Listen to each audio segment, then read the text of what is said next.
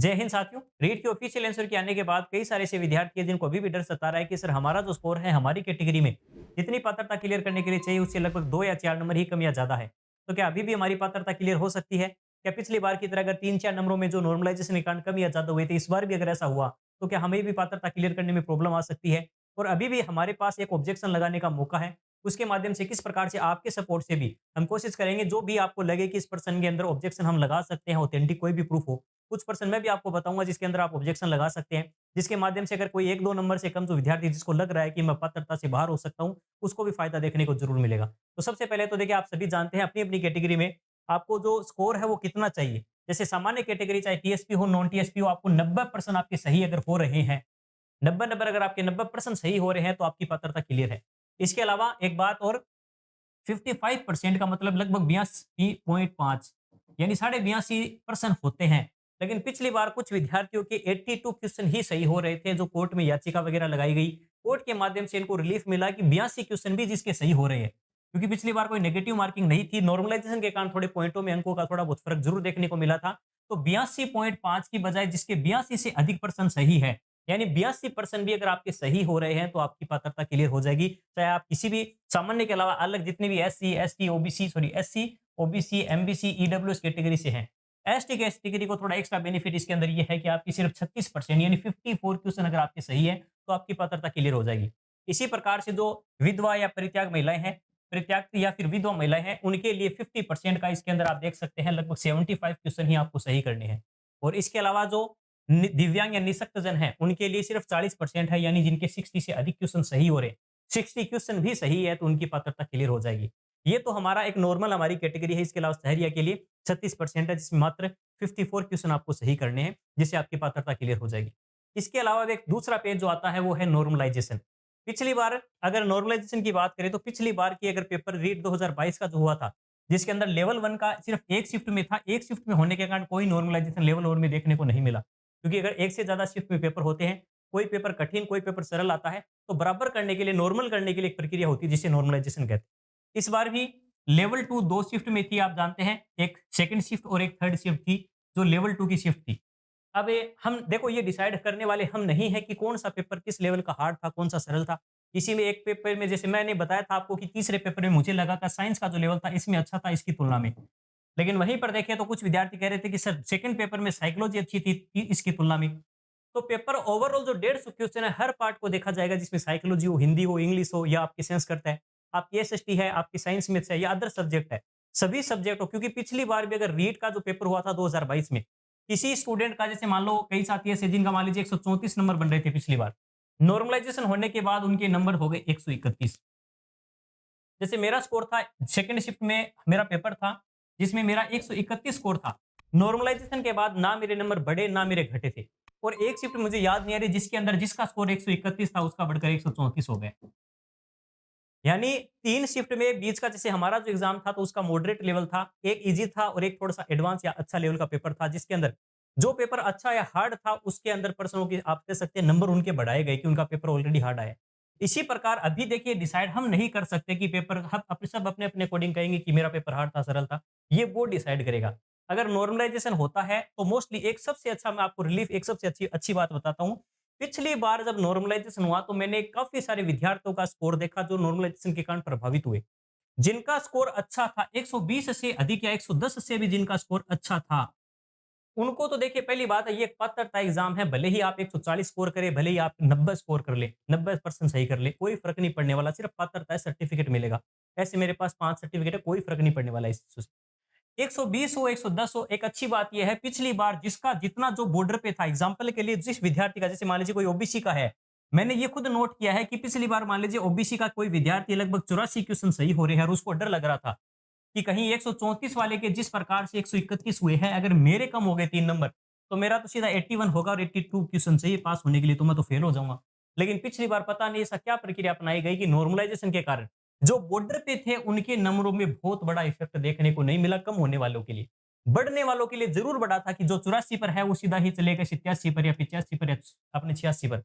2-3 number बढ़ जरूर रहे थे नॉर्मलाइजेशन के बाद, आप कैसे भी मान लीजिए, लेकिन लास्ट में जो प्रक्रिया हुई थी जिसके कारण जो कम होने की बजाय जो बॉर्डर पे थे, जो डर लग रहा है जिन विद्यार्थियों को, अगर सर मैं तो 2% ज्यादा है, मेरे तो 83 बन रहे हैं, मेरे 84 बन रहे हैं, या 90 वाला कह रहा है कि सर मेरे तो 92 क्वेश्चन सही हो रहे हैं। उनको डरने की मेरे हिसाब से आवश्यकता नहीं है। आप मेन एग्जाम के अकॉर्डिंग तैयारी शुरू कर दीजिए, क्योंकि जब तक इसका रिजल्ट आएगा लगभग 2 महीने लग जाएंगे इसके रिजल्ट आने में। 1.5-2 महीने आपके खराब हो जाएंगे सिर्फ ये सोचते हुए कि मेरा फाइनल स्कोर क्या रहने वाला है। अभी आप क्या कर सकते हैं? अभी पहली प्रोसेस ये है, आपको लगे जैसे एग्जांपल के लिए एक क्वेश्चन आया था लेवल 1 के अंदर, मैंने देखिए सॉल्यूशन करवाए थे, आपको पता होगा कि हर एक क्वेश्चन का प्रूफ देकर अपनी बुक से मैंने बताए थे, लेवल 1 के अंदर 11 में से 11 क्वेश्चनों के प्रूफ दिए थे आपको कि ये प्रश्न यहाँ से आए। इसी प्रकार लेवल 2 के अंदर 26 में से 25 प्रश्नों के साइंस को मैंने प्रूफ दिए थे कि ये यहाँ से आए। फिर तीसरी शीट में भी 26 से 25 प्रश्नों की पूरी वीडियो बनाकर आपको सॉल्यूशन करवाया था। अब उसमें देखिए लेवल 1 के अंदर एक क्वेश्चन पूछा गया था, ये कृत्रिम पर्यावरण निर्मित करने के तीसरे उपसंकुल को प्रायोगिक प्रायोगिक पारिस्थितिकी तंत्र नाम किसने दिया? मैंने आपको इसका जो उत्तर बताया था प्रूफ देकर कि आरबीसी वगैरह की जो किताबें है उसके अंदर क्या दे रखा है, टेंसली दे रखा है, लेकिन बोर्ड ने उसका उत्तर हेबर माना है। अब आप क्या करेंगे, मैं आपको अपना इजी साइंस नाम से टेलीग्राम चैनल है, जरूर ज्वाइन कर लीजिएगा, चाहे आप किसी भी सब्जेक्ट से हो। इजी साइंस नाम से नीचे आपको पिन मिल जाएगा, अपना लिंक मिल जाएगा पिन किया हुआ कमेंट में, वो जरूर ज्वाइन करना। फायदा क्या होगा कि हम कुछ ऐसे प्रूफ आपको शेयर करने वाले हैं जिसके आधार पर ऑब्जेक्शन लगा सकते हैं। ऑब्जेक्शन लगाने की क्या प्रोसेस होगी? देखिए सबसे पहला तो ऑथेंटिक कोई भी बोर्ड की बुक हो, कोई भी आपका ऑफिशियल वेबसाइट हो, जैसे जैसे मान लीजिए एक पर्सन था, कई सारे विद्यार्थी मेरे से कह रहे थे कि सर कई सारे टीचरों ने हमें ये उत्तर बताया था कि इसका उत्तर 65 होगा, लेकिन आपने सिक्स जब मैंने 45 करवाया तो कई सारे विद्यार्थियों के मैसेज आ गए कि सर वो बड़ी कोचिंग है उसमें 65 करवा रहे हैं, आप 45 करवा रहे हो, तो किसका सही माने? मैंने कहा था देखिए आप किसी का भी सही माने, लेकिन मैंने जो डाटा अपनी ये इजी साइंस वाली बुक के अंदर मैंने जो प्रूफ दिया था आपको, मैंने कहा था कि मैंने जो डाटा लिया है वो ऑथेंटिक या तो किसी किताब से लिया है। जब किसी ऑथेंटिक बुक में कोई चीज नहीं मिलती है और कोई ऐसा पर्सन आया हुआ हो, तो मैं फिर ऑफिशियल वेबसाइट से वो डाटा उठाता हूँ। ये केंद्रीय प्रदूषण नियंत्रण बोर्ड है, आप इसके ऑफिशियल वेबसाइट पे जाएंगे तो हर एक चीज की वहां पर बता रखा है, औद्योगिक क्षेत्र के लिए कितना डेसिबल की ध्वनि होनी चाहिए उसके आसपास, वाणिज्य क्षेत्र में, आवासीय क्षेत्र में, तो मैंने उस समय भी देखे 40 से 50 डेसिबल जिसके बीच का यहाँ 45 डेसिबल उत्तर माना गया है। अगर इसका 65 उत्तर मान लेता तो मैं आपको प्रूफ दे सकता था कि ये होगा। जिस विद्यार्थी ने 65 किया है, जिस कोचिंग वालों ने 65 उत्तर बताया है, उनसे जाके पूछिए कि सर 65 का हमें प्रूफ दीजिए, हमें ऑब्जेक्शन लगाना है। मैंने तो 45 बताया था और बोर्ड के आंसर की में भी 45 उत्तर आया है, जो मैंने प्रूफ आपको अपने बुक के माध्यम से आपको दिया था। रही बात है लेवल 1 वाले विद्यार्थियों के लिए, मैं इसका प्रूफ आपको इजी साइंस टेलीग्राम चैनल पे प्रोवाइड करवा दूंगा। हेबर ने तो अमोनिया बनाने की विधि बताई थी, N2+3S2 बराबर यहाँ पर 2NH3। तो अमोनिया बनाने की जो विधि है जिसे हेबर विधि कहते हैं, मेरा तो जहां तक मेरे को पता है इसका वो हेबर तो उससे संबंधित है। बाकी ओडम का मैंने बता दिया, पारिस्थितिकी तंत्र के जनक है, इन्होंने पारिस्थितिकी तंत्र ये नाम दिया था, उपसंकुल वगैरह से संबंधित है। और हेक्कल वगैरह है इनका, और रेटर का मैंने आपको बता दिया था, हेक्कल ने इकोलॉजी शब्द दिया था और रेटर इकोलॉजी के फादर है। तो ये सारी जानकारी मैं पूरी वीडियो में डिटेल के साथ आपको बता चुका हूँ, इसका प्रूफ मैं आपको दे दूंगा। अब आपको जो ऑब्जेक्शन का मौका मिलेगा, कुछ दिनों का ऑब्जेक्शन आप इसमें लगा सकते हैं। आपके पास किसी भी सब्जेक्ट का कोई भी ऐसा पर्सन अगर है तो आप मुझे पर्सनली भेज सकते हैं, या तो आप व्हाट्सएप पर, या फिर अपना क्या है कि इजी साइंस नाम से जो चैनल है टेलीग्राम चैनल, उस पे चैट का ऑप्शन हम ऑन रखते हैं, जिस पर आप भी जानकारी हमें शेयर कर सकते हैं। तो उसमें आपको लगे कि सर इस पर्सन में मुझे मेरे पास ऑथेंटिक प्रूफ है किसी भी एनसीईआरटी आरबीसी की बुक का, कोई ऑफिशियली कोई भी ऐसी बुक है जिसका कंटेंट आपको लगे कि हाँ ये ऑथेंटिक बुक है, कोचिंग के नोट्स किसी भी गाइड ये नहीं चलती वहां पर, उसमें अगर आपके पास वो किसी बोर्ड का या कोई भी ऐसी चीज का प्रूफ है तो मुझे बताना, और मैं उसको टेलीग्राम पे शेयर करूंगा। अपने 20-22 हजार जो भी विद्यार्थी जुड़े हुए उसमें कोई भी ऐसा विद्यार्थी हुआ जिसको लगा कि ये मेरा पर्सन सही हो जाएगा ऑब्जेक्शन लगाने के बाद, तो उसको ऑब्जेक्शन लगाकर सही करवाएगा। जिससे फायदा ये होगा कि मान लो किसी कोई स्टूडेंट ऐसा है जो 80% सही हो रहे हैं, 82% सही हो रहे हैं, वो रिलीफ महसूस करेगा अपने आप को 2-4 नंबर और बढ़ने के बाद। और बाकी इससे देखो नुकसान किसी का होने वैसे वाला है नहीं, कि मोस्ट ऑफ द स्टूडेंट ऐसे हैं जो स्कोर वैसे तो अच्छा ही कर रहे हैं इस पेपर में, क्योंकि रीट के लिए मैंने पहले भी वीडियो बनाकर आपको बताया था, रीट का लेवल जो है वो बहुत ही सामान्य सा रहता है, बहुत ज्यादा हार्ड पेपर नहीं आता। अब जो विद्यार्थी बिल्कुल ही पढ़कर नहीं गया तो उसका तो कह नहीं सकते। पिछली बार भी आपने देखा था लगभग शायद कितना परसेंट रिजल्ट रहा था इसका, शायद सिर्फ 50% के आसपास ही रिजल्ट रहा था इसका। आधे से ज्यादा विद्यार्थी तो इसके अंदर फेल हो गए थे, उसका कारण मैं आपको बता चुका हूँ। इस बार पेपर उसकी पिछले बार की तुलना में अगर मैं इस पेपर को देखूं तो मैं कहूंगा पिछले वाले की तुलना में, 22 की तुलना में 24 वाला पेपर साइकोलॉजी के अलावा अगर मैं कहूं ओवरऑल उससे थोड़ा सा कम स्तर का ही मैं मान के चल सकता हूं। बाकी दोनों लेवल के अंदर किस में अब नॉर्मलाइजेशन किस प्रकार से अगर होता है, 2-4 नंबरों का मेरे हिसाब से कोई फ़र्क देखने को मिलेगा। बाकी उन विद्यार्थियों को ज़्यादा मेरे हिसाब से डरने की आवश्यकता नहीं है, जो बॉर्डर पर है, जो 90 नंबर बनाए बैठे हैं सामान्य में, जो लगभग ओबीसी वगैरह में, ईडब्ल्यूएस में, एमबीसी वगैरह में 82 के आसपास है।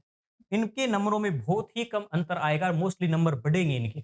घटने की संभावना बहुत ही कम है, तो आप बिना डरे, अब आपको ये नहीं सोचना है कि सर मेरा तो 82 है, मैं तैयारी करूँ या ना करूँ मेन एग्ज़ाम की।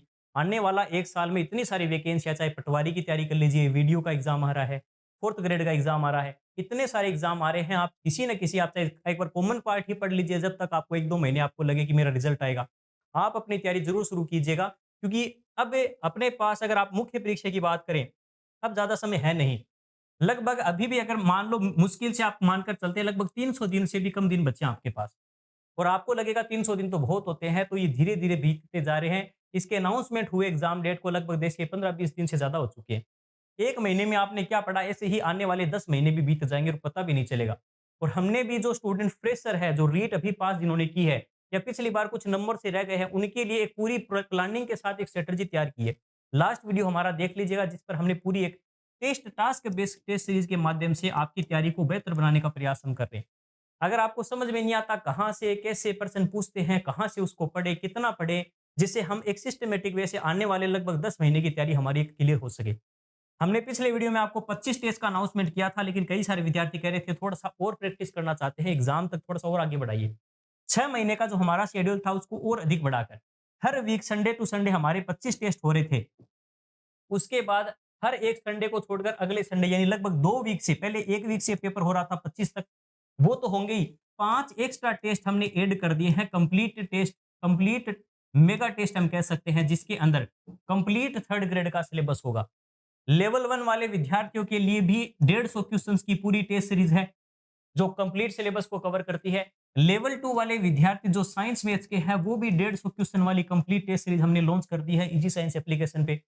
और रही बात लेवल 2 के जो विद्यार्थी अदर सब्जेक्ट के हैं साइंस मैथ्स के अलावा, वो सब्जेक्ट के जो 70 टीचिंग मेथड के साथ क्वेश्चन आते हैं, उसके अलावा जो 80 प्रश्नों का पार्ट है, जिसके अंदर जीके में हिस्ट्री, ज्योग्राफी, कल्चर, राजस्थानी भाषा है, राजस्थान का शैक्षिक परिदृश्य है, राजस्थान का सामान्य ज्ञान है, जिसके अंदर आरटी वाला पार्ट है और इसके अलावा करंट अफेयर वाला पार्ट है। इसके अलावा साइकोलॉजी, आईसीटी, ये सारे जो पार्ट है अपने, उन सब के जो 80% आते हैं, उसके लिए हमने लेवल 2 की एक अलग से टेस्ट सीरीज लॉन्च कर दी है, जो कंप्लीट टास्क बेस्ड होगी।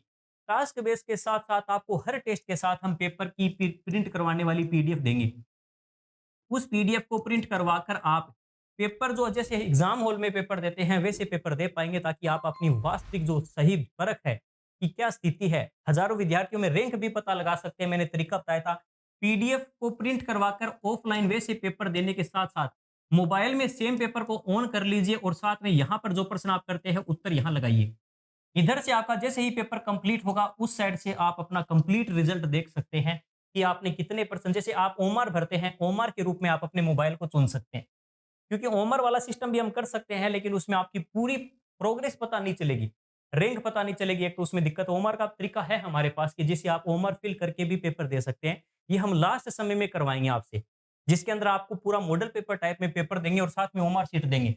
और एक ऐसा तरीका बताऊँगा जिससे तुरंत तुरंत उसी वक़्त आप अपना रिज़ल्ट देख पाएँगे, आप नेगेटिव मार्किंग के थ्रू होते हुए भी।